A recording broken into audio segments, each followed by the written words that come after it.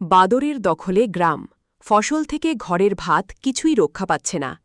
কাছাড় জেলার ধলাই থানার অন্তর্গত ইস্ট বড়জালেঙ্গার পুটিখাল গ্রামে নিত্যদিনের আতঙ্কের নাম এখন বাদরের তাণ্ডব।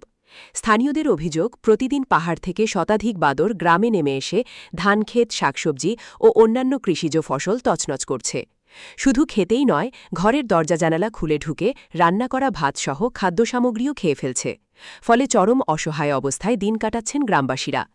এলাকাবাসীর দাবি, বহুবার বন বিভাগকে লিখিত ও মৌখিকভাবে জানানো হলেও আজ পর্যন্ত কোনো কার্যকর পদক্ষেপ নেওয়া হয়নি।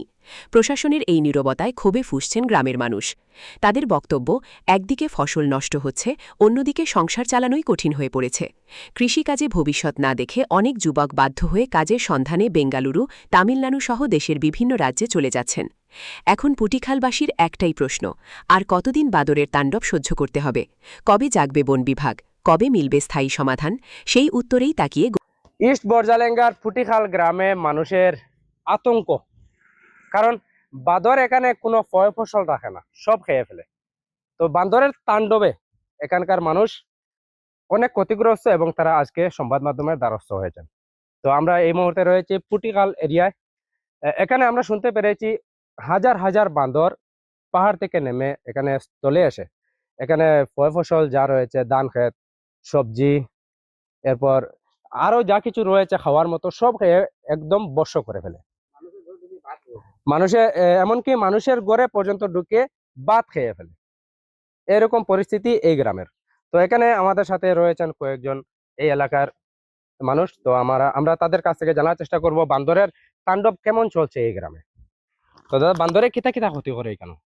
বান্দরে তো এখানেও শাক সবজি যত আছে, ধান ক্ষেত সবই ক্ষতি করে। আর বান্দরের তাণ্ডবে ঘরও ঢুকিয়া উকিয়া সব কিছু খাইলায়। যত রান্না বাড়া হয় সব কিছুই খাইলায়। তো ডেইলি এরকম হয় না হঠাৎ হঠাৎ?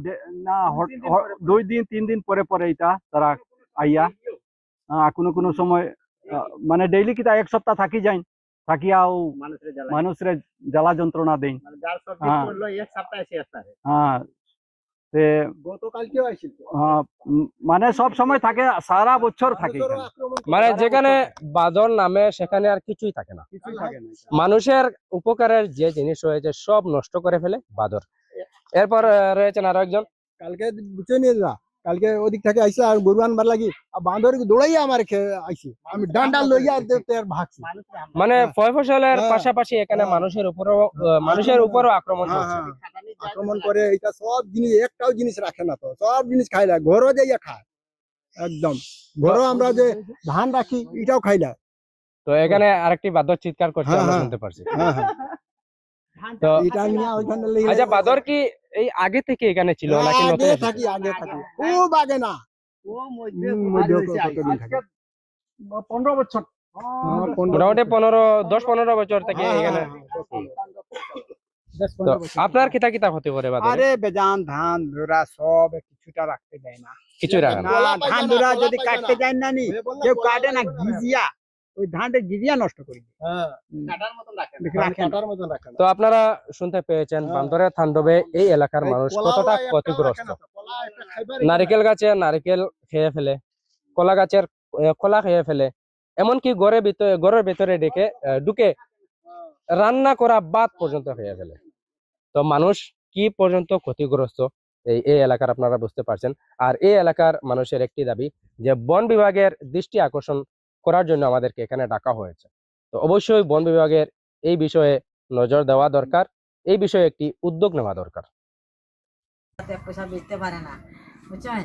আর তারপরে আমরা কিচ্ছু লাগাইতে পারি না, কিছু পাইও না, উঠান ঘর সব খাইলা, ভাত সব খাইয়াছে। ঘরও হামাইয়া ভাত। তো আপনারা বন বিভাগ কইছিলেন বেজান দিছি, কাগজপত্র কোনো খবরও নাই তার।